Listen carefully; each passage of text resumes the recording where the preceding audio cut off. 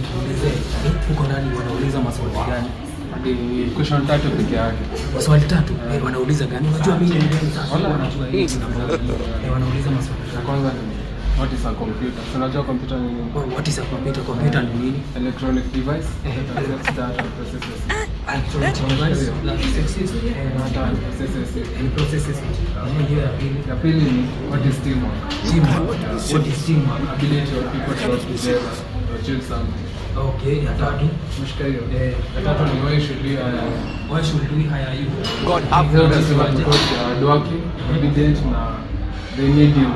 Wanahitaji. Confidence. Asante. What is a computer? Utakufa vibaya wewe na kuhurumia.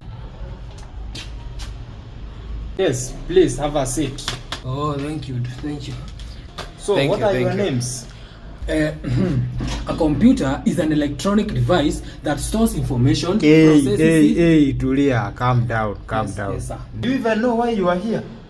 No. Jesus. Teamwork is ability of people to work together. Blood of Jesus. Kijana.